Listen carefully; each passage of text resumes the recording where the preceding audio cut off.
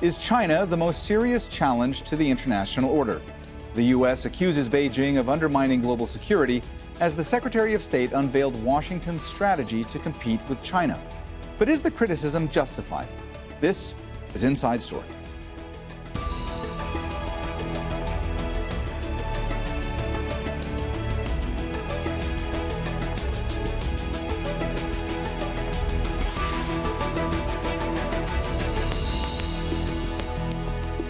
Hello and welcome to the program. I'm Mohammed Jamjoom. China poses the most serious long-term challenge to the international order. That's the assessment of the U.S. Secretary of State. Antony Blinken said that as he unveiled the Biden administration's strategy to compete with China's rise as a global superpower.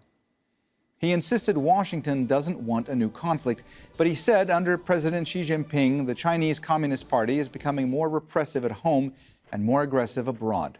Blinken gave examples including territorial disputes in the South China Sea and accused Beijing of standing with Russia on its invasion of Ukraine. We don't seek to block China from its role as a major power, nor to stop China, or any other country for that matter, from growing their economy or advancing the interests of their people. But we will defend and strengthen the international law, agreements, principles, and institutions that maintain peace and security, protect the rights of individuals and sovereign nations, and make it possible for all countries, including the United States and China, to coexist and cooperate. China is the only country with both the intent to reshape the international order and, increasingly, the economic, diplomatic, military, and technological power to do it. Beijing's vision would move us away from the universal values that have sustained so much of the world's progress over the past 75 years.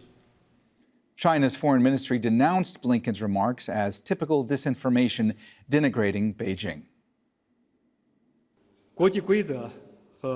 The international order and international rules have clear definitions. China proposes that all countries should uphold the UN-centered international system, safeguard the international order based on international law and the basic norms governing international relations, underpinned by the principle of the UN Charter. China is committed to upholding all of this. To accuse China of posing the most serious long-term challenge to the international order, if that's not disinformation, then what is? All that comes as China's foreign minister is on a 10-day tour of 8 Pacific Island nations. Wang is expected to push a region-wide deal to deepen security and trade cooperation. The U.S. and regional allies like Australia say that would fuel tension. President Joe Biden's recent comments on Taiwan have also angered Beijing. On Tuesday, he said the U.S. would respond militarily if the island was attacked.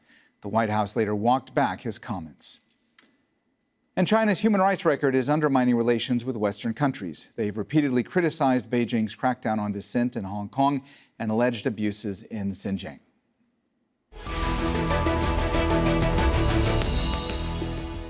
All right, let's go ahead and bring in our guests from Olney in Maryland. Michael D. Swaine, Director of the East Asia Program at the Quincy Institute for Responsible Statecraft. From London, Martin Jacques, author of the book When China Rules the World. And from Beijing, Huiyao Wang, founder of the Center for China and Globalization think tank. A warm welcome to you all, and thanks so much for joining us today on Inside Story. Henry, let me start with you today. In this address, Secretary of State Blinken said, put simply, United States and China have to deal with each other for the foreseeable future. That's why this is one of the most complex and consequential relationships of any that we have in the world today. First of all, how does China feel about the relationship with the U.S.? And secondly, was China expecting this speech from Secretary of State Blinken? Yes, thank you. I think that actually Secretary Blinken's speech last night was kind of expected, but also is quite also a bit surprised as well, because we were thinking after a Biden administration, year and a half getting into its administration, we should be making some progress on this bilateral, most bilateral, important bilateral relations in the world. But still, what we didn't expect that is Secretary Blinken actually made China the number one, major rivalry for the U.S. and also pose China as a threat to the global system, which I think is not really correct, because China is really China's rise is really good for the global economy and also for the global governance system. China has been contributing over 1/3 of global GDP growth. China become the largest trading nation with 130 countries, and China is actually lifting 800 million people out of poverty.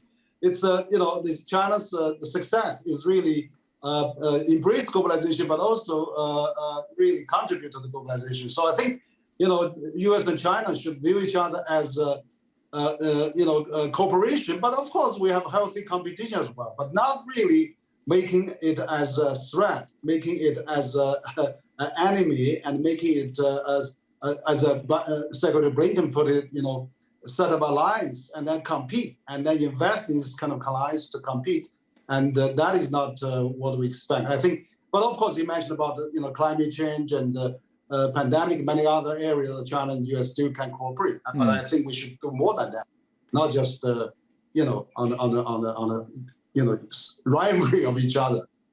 Michael, so as we heard from Secretary of State Blinken, as he was unveiling Washington's strategy to compete with China, he was also accusing Beijing of undermining global security. From your perspective, is that criticism justified?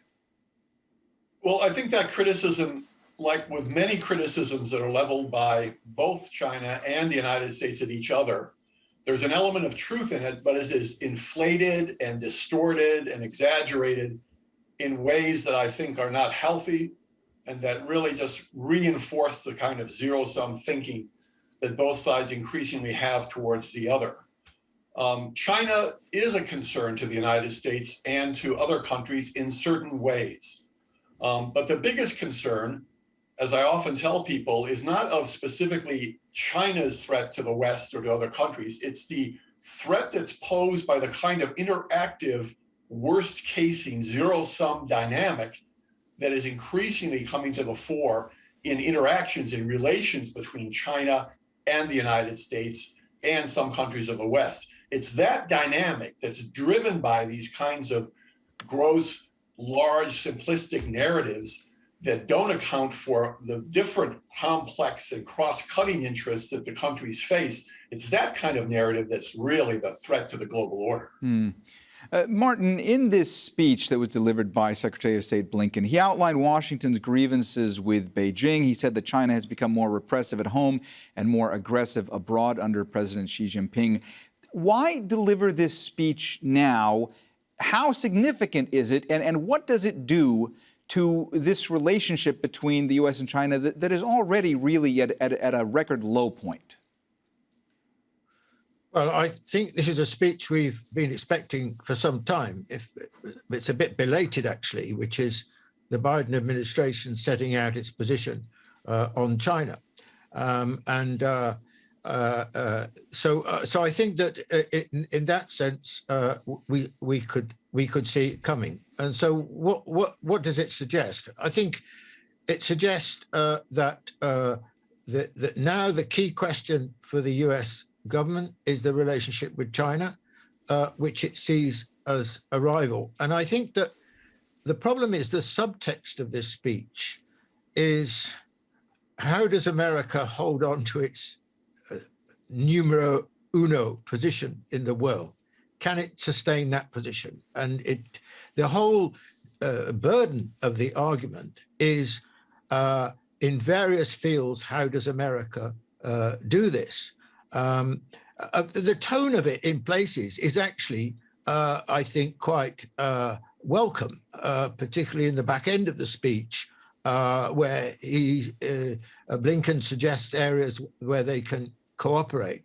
But really, the heart of it is about China's challenge to the position of the United States. And I'd just like to endorse one point that Henry made, which is that, this is a caricature, actually, of China's relationship with the international system, because ever since Deng Xiaoping, China has absolutely committed itself to the international system, seeking in the first instance to join it, and when it has joined it, has been a very strong proponent of it, and has, as it always says, in a very reasonable way, that it's been the great beneficiary of it. So this is really not an accurate presentation of the situation. What I would add to that, though, is that, of course, let's be realistic about this, that when you get the rise of a country the size of China and the speed with which that transformation has taken place,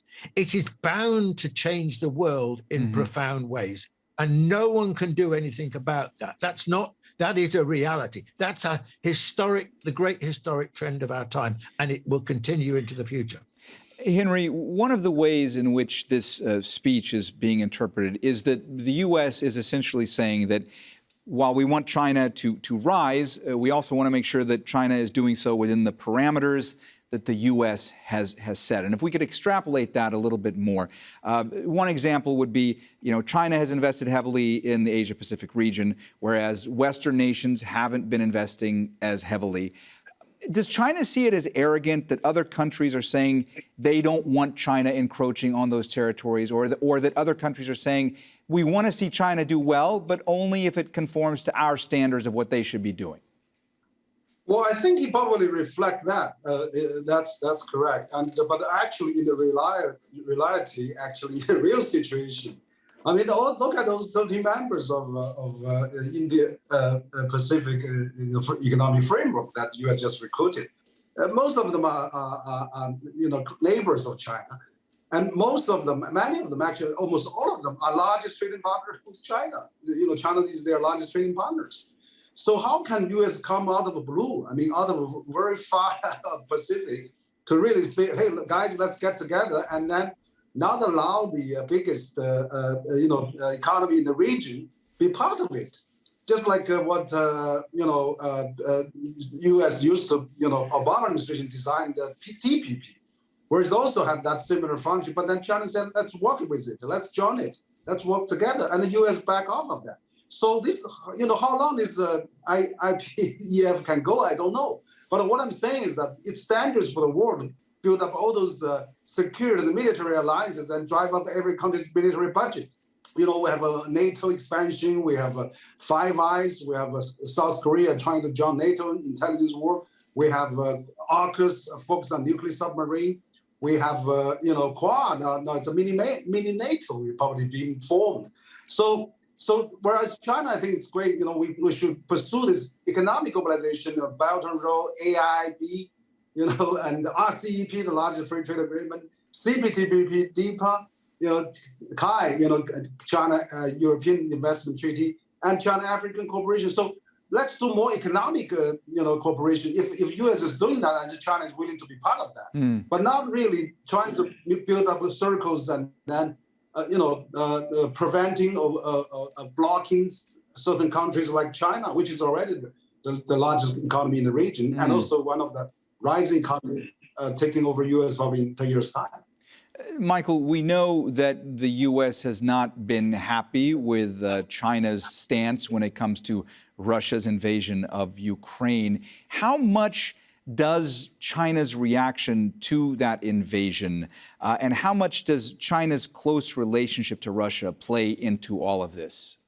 Well, I think that the Ukraine war and Russia's attack on Ukraine has reinforced the notion that the framing of the global order today should be democracy versus authoritarianism. Because here we have an example, supposedly, of an aggressive authoritarian state threatening a democratic or quasi-democratic state, and that this is just a harbinger of things to come. And so people then look at China and say, well, China is an authoritarian state too, and Taiwan's a democracy, and China has designs on Taiwan, so China's going to attack Taiwan just like Russia attacked Ukraine. So you get this deepening sense of this alarming threat posed by these types of states, when in fact, the calculations, the stakes involved, the interests involved in these two cases are quite different. And it is a gross simplification and a distortion of the reality to simply apply what's going on in Ukraine to what the Chinese could do today. to Taiwan. Now, it has, of course, in some ways, reinforced the image of China and Russia being aligned with each other, which they are in certain respects.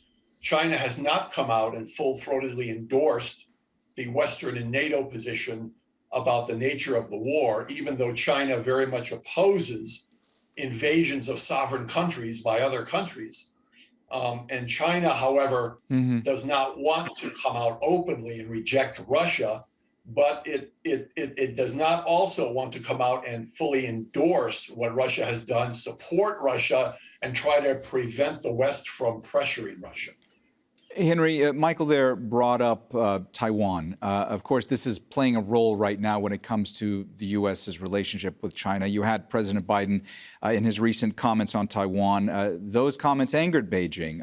On Tuesday, he said that the U.S. would respond militarily if the island was attacked. The White House later walked back those comments. But how much has that upset Beijing? Well, I think it's quite upset. I mean, President Xi and President Biden have been talking virtually on the phone quite a few times. And every time President Biden said, we respect China, we don't want to seek to change China or seek alliance against China. We were abided by one China policy. But every time that when he talked to other people, he sounds different. So that's really, make China kind of difficult to understand. But also, I think this Ukraine thing has really served as a good reminder to the people of all the, whether NATO or US or Russia or China, because you see, when sovereignty and territorial integrity is violated, that's really going to cause big international condemnation and criticism. I mean, Taiwan is recognized by 160, 70 countries in the world as part of China. That's the condition to establish diplomatic ties with China. It's part of China. So China national sovereignty and territorial integrity should be respected, same as Ukraine. So I think China, hold that principle. U.S. should hold that principle not against Ukraine, but also should really apply that to the Taiwan situation, respect the sovereignty and territorial integrity of China, which I think, U.S. is not really doing well on that, and that really caused a lot of upset and also criticism on the international front as well. Martin, I know that you touched on this a little bit in your previous answer, but is what we're hearing currently from the Biden administration, whether it's this address from Secretary of State Blinken or whether it's President Biden's remarks with regards to Taiwan, does that signal a new policy toward China, or are things really more or less the same? I mean, is the stance that the Biden administration is taking toward China right now close to the stance that the Trump administration was taking toward China? Yes, I think the simple answer to that is yes. Of course, there are certain differences of emphasis and tone, but basically what's been striking about the Biden administration is the extent to which it's more or less inherited the Trump position on China. It's less bombastic. It doesn't exaggerate in quite the same way that Trump did.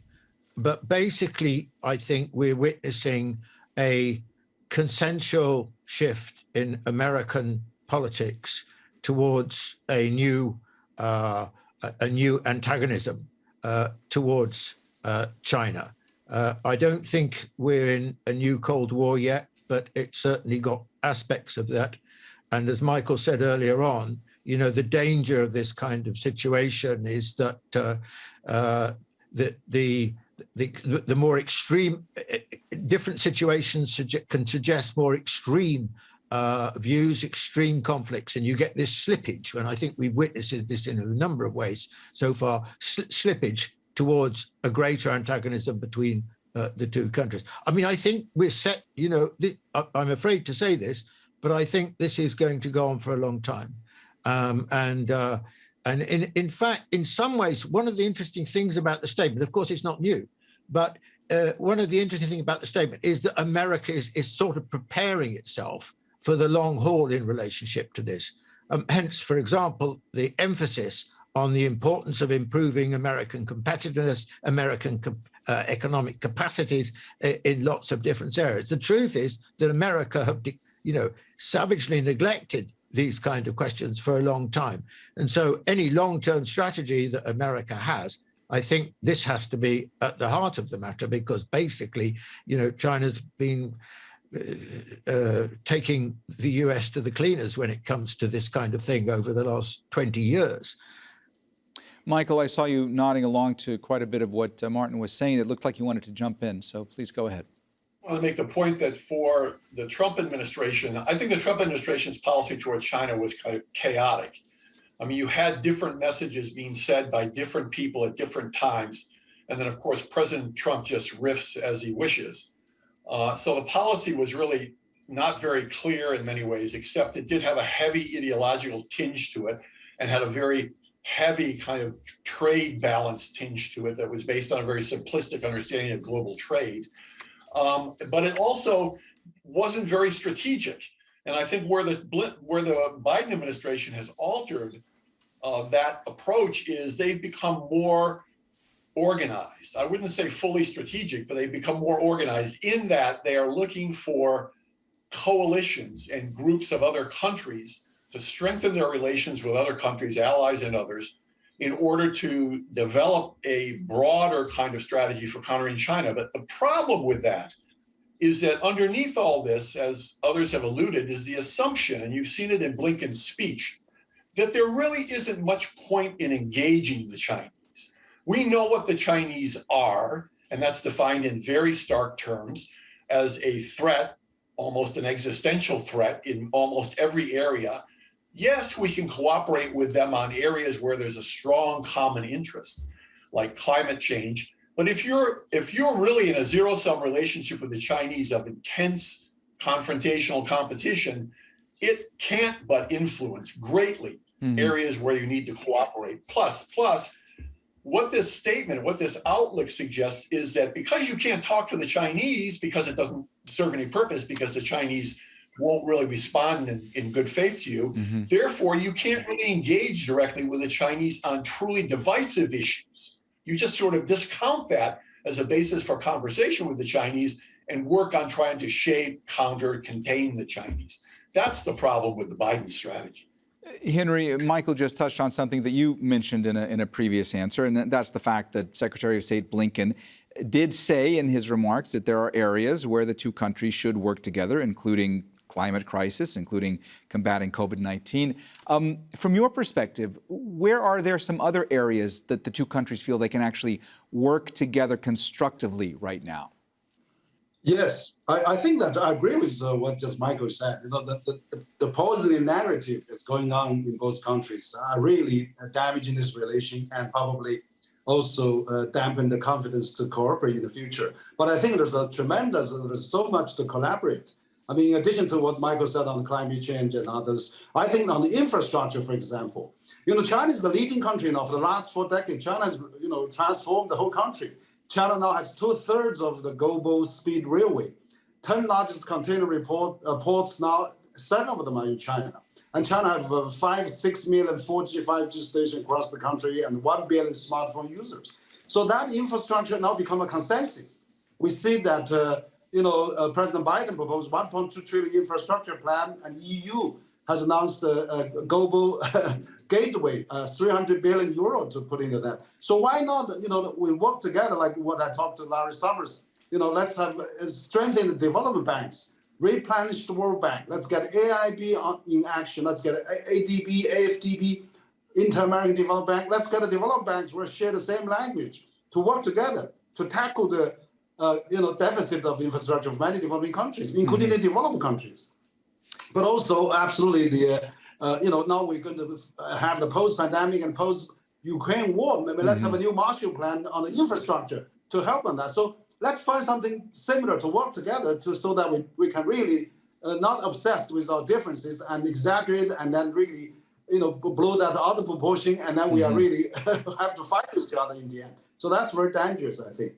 All right. Well, we have run out of time, so we're going to have to leave our conversation there today. Thank you so much to all of our guests, Michael Swaine, Martin Jacques, and Henry Huiyao Wang. And thank you, too, for watching. You can see the program again anytime by visiting our website, aljazeera.com. And for further discussion, go to our Facebook page. That's facebook.com/AJ Inside Story. You can also join the conversation on Twitter. Our handle is @AJ Inside Story. From me, Mohammed, Jamjoom, and the whole team here, bye for now.